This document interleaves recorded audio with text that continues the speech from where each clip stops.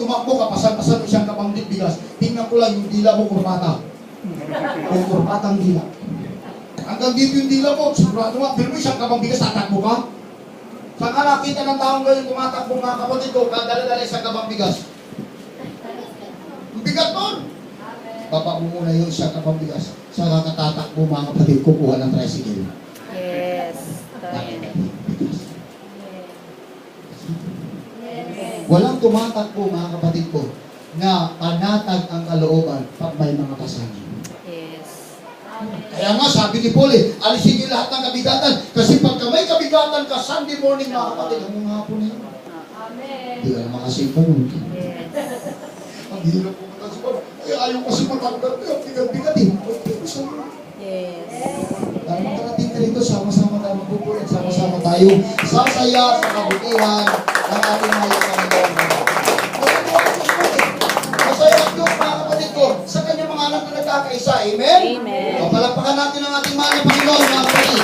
Kaya sabi ni Paul, Isaiah said, every weight and the sin which not so easily beset us. Yun daw mga kabigatan at yung mga kasalanan pumipigil sa atin. Hallelujah. Alisin natin dahil mahirapan ka lang talaga mga kapatid. Mabuti pa talaga mag-stick to one na tayo. Yes. For Christ. Amen. Sa ating Panginoong Jesucristo. Mahal ba natin palampakan ng ating mahal na Panginoon?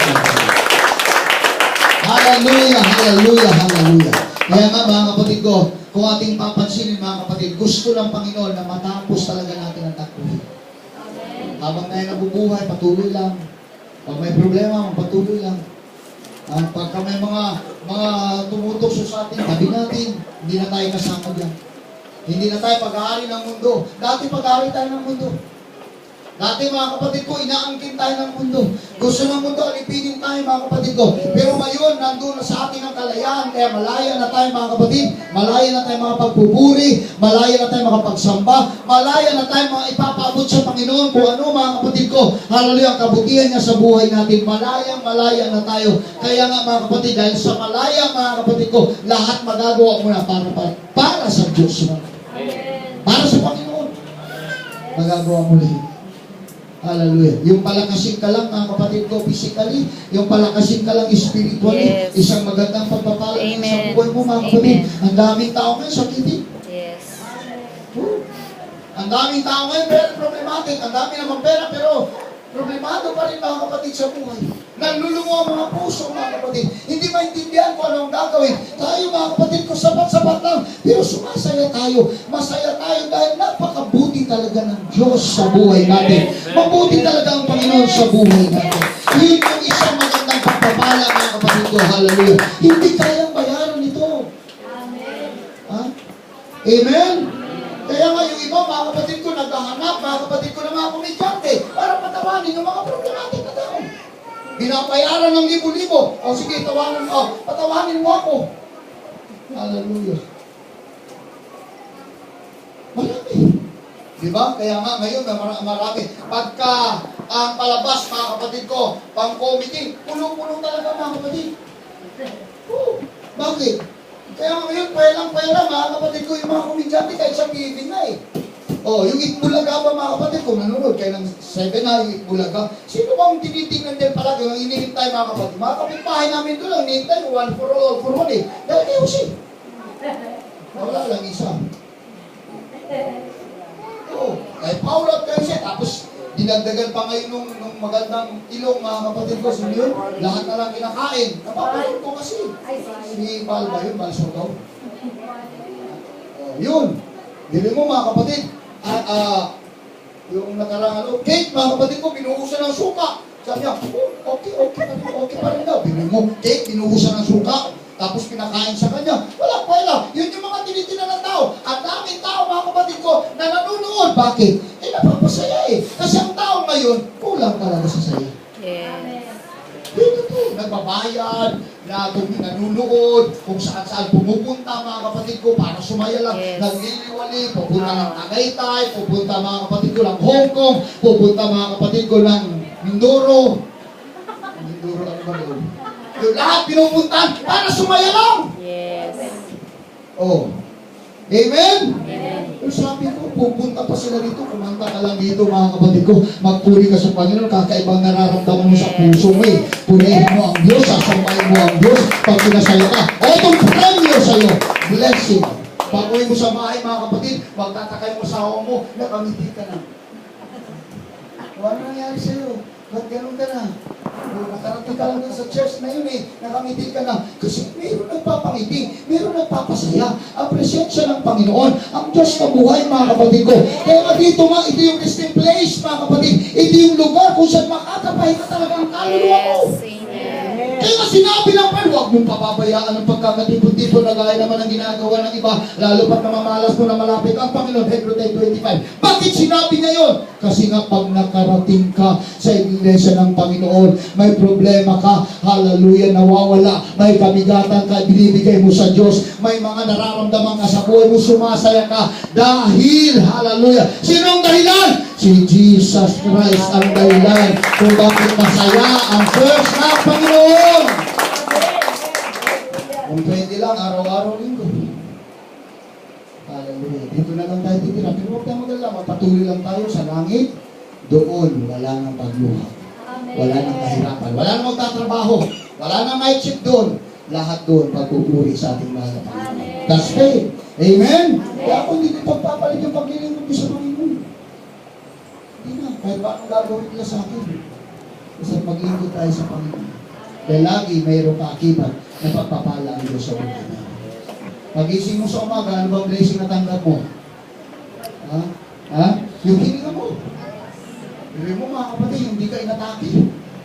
Sarap ng paghinga mo mga kapatid, kahit na yung kapitbahay mo mga kapatid ko, amoy, baboy yung kapitbahay mo, pero di ba, huwag mo na sibuti yun, dito ka sumigot. Ay, sarap na yun.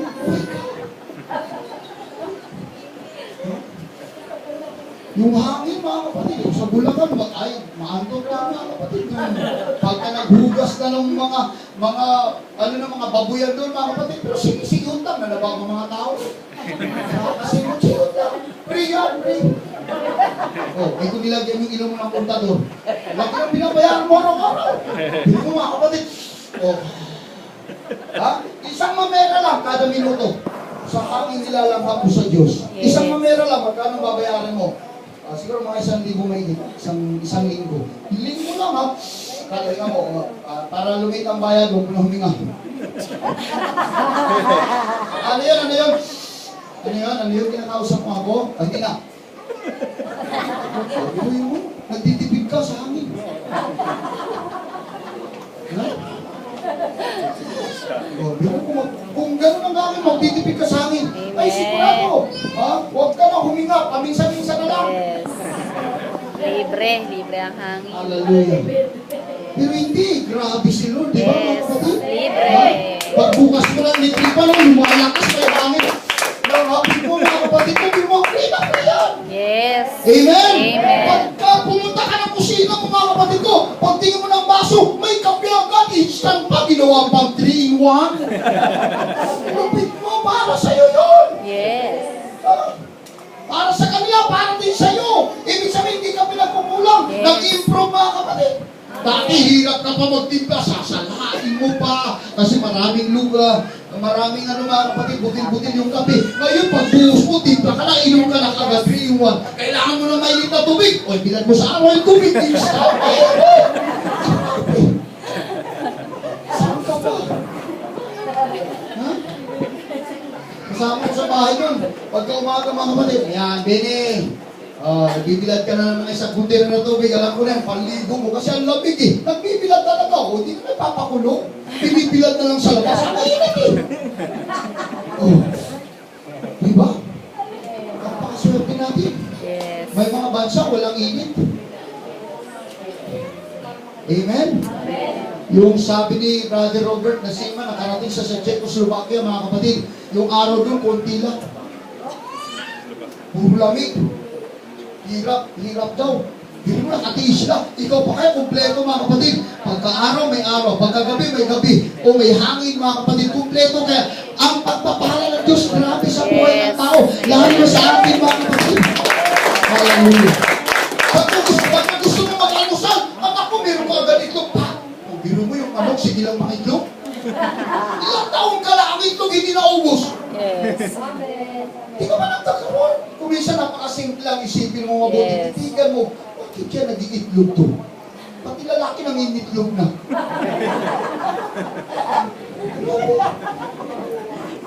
Di naubos yung itlog. Ha? Di naubos yung manok. May nagbenta sa amin doon, mga kapatid ko ng isda. Anong isda mo? Yung ano yung malapad? Sapsap. Hindi, yung sabeta, mga kapatid. Dito, bilong-bilong. Sabi ko, grade 6 pa lang ako, bilong-bilong na yun. Ngayon, bilong-bilong pa rin, tanda ko na. Pero may di naubos lahi yan.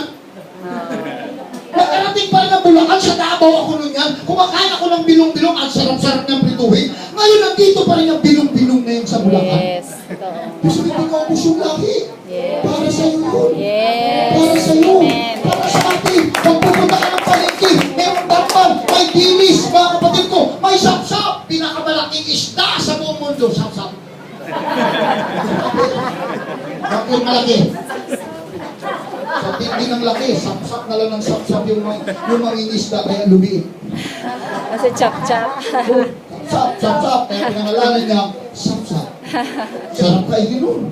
Hindi na ubos. Ganun ang Diyos, mga kapatid. Amen? Amen. Dito may mangga, sa Davao may mangga. Dito may durian, sa Davao may durian. Lahat meron, mga kapatid. Para sa kanyang mga anak. Para ang kanyang mga anak nangangailangan, meron kagad supply, mga kapatid ko. Yan yung pangako ng Diyos. My God will supply all your needs. Hallelujah. E pastor, walang pambili. Yun ang problema. Kaya yung iba, walang pambili. Yun ang buhay ka. Pero ikaw, naubusan ka ba? Yes. Ha? Tanungin ko kayo, sumasala ba kayo? Yan, kakabahan nyo. Doon nga sa Bulacan, nagpaligsahan yung mga tugayo. Kayo magtabi-tabi dyan. Para kayo mga balyerong nag-uubugan dyan. Ang dami-dami niyo. Puro nakadiretso po. Lahat matataba. Sabi ko, ano mga kinakain nyo? Ikaw mas so grabe ang blessing ng Lord. Hindi mo sinasabi ko. Bakit hindi ka talaga pagkukulangin ng Diyos? Yes. Ha? Subukan mo, mga kapatid, lumayo ka sa Panginoon. Eksperimento lang, 2 buwan, malis ka sa Diyos. Tingnan mo lang. Kung di mo sumulat yung mata mo. Lumayo ka sa Panginoon, 2 buwan lang, mag-eksperimento ka, papayagan kita. Hindi tayo ng mataba-taba rin.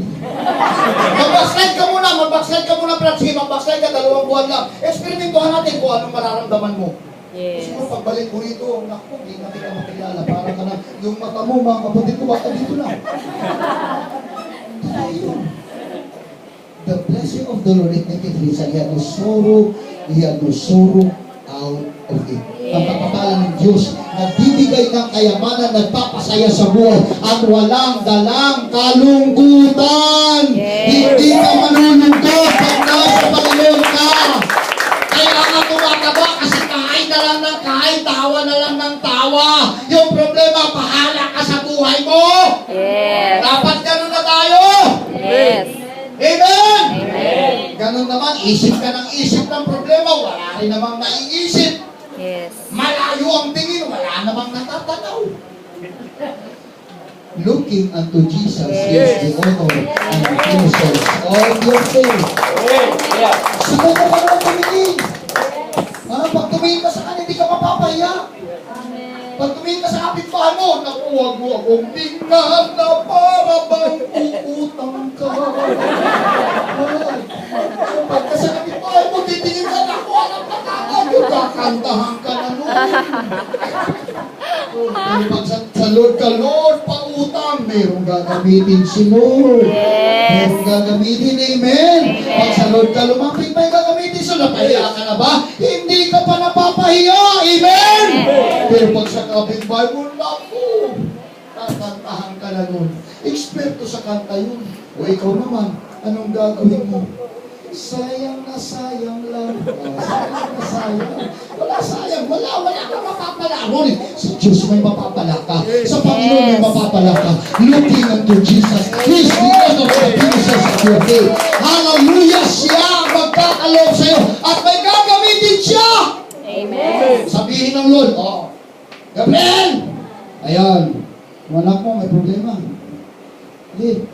Kausapin mo si kapatid, galing Saudi yan.